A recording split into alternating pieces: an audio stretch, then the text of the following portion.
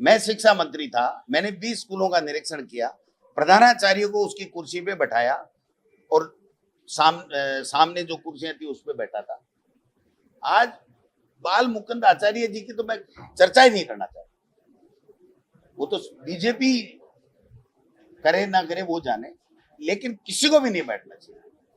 जनप्रतिनिधि की अपनी कुर्सी होती है, उसमें कभी अधिकारी नहीं बैठता, अधिकारी की कुर्सी पे कभी जनप्रतिनिधि नहीं बैठता।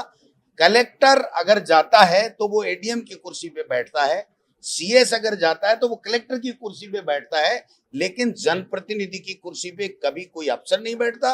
और किसी अफसर की कुर्सी के ऊपर जनप्रतिनिधि, मैं प्रधान था 4 साल, मैं वीडियो के कक्ष में भी किसी काम से जाता या कोई छोटी मोटी मीटिंग होती मैं वहां चला जाता, मैं कभी वीडियो की कुर्सी पे नहीं बैठा। किसी भी वीडियो को टेलीफोन करके पूछ लीजिए, किसी एसडीएम की कुर्सी, राज में हम भी रहे, मंत्री रहे, मैं तो शिव सिंह मेरी धर्मपत्नी थी उस स्कूल में गया था, तो वहां तो मुझे दिखानी चाहिए ना थोड़ी बहुत, लेकिन नहीं दिखाई। मैंने कहा नहीं, प्रिंसिपल मैडम वहां बैठेगी और मैं सामने बैठूंगा।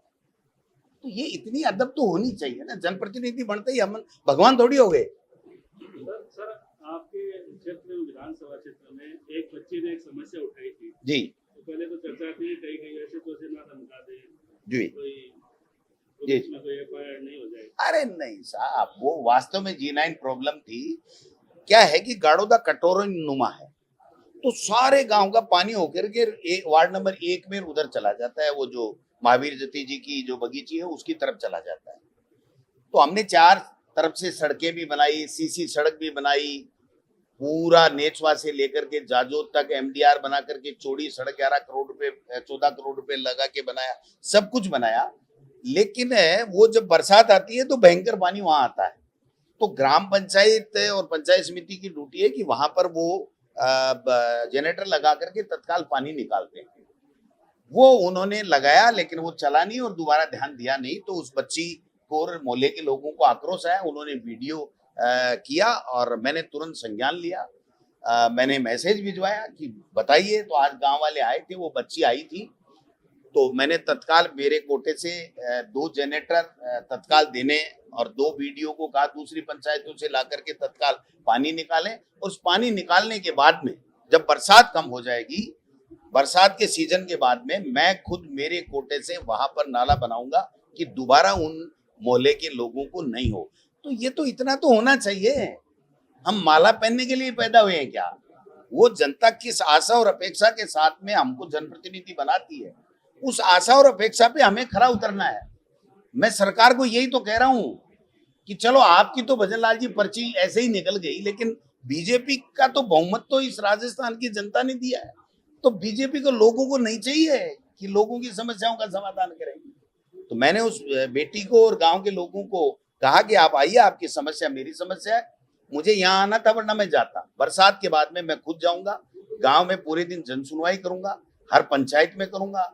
कल परसों मैंने नेचवा ब्लॉक में जन सुनवाई की है, पहले लक्ष्मणगढ़ में पिछले महीने की थी। ये जाते हैं क्या कोई बीजेपी के किसी एमएलए मंत्री को जन सुनवाई करते देखा है?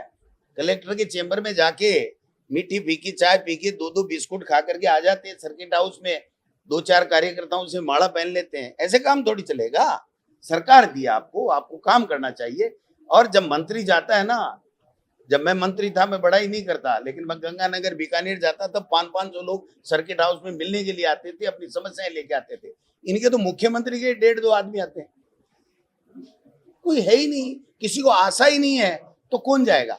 आपको ये लगा कि डोटासरा बोलेगा तो आप आए हो, और आपको लगता कि मुख्यमंत्री कोई सवाल नहीं लेगा तो आप कभी जाते हो मुख्यमंत्री के पास कि साहब 1-2 सवाल तो ले लो, 1-2 तो ले लो। है ये पर्ची वाला सिलसिला तो बंद करो, चेंज होगी कि नहीं होगी पूछ लो एक दिन जाकर के, बताइए।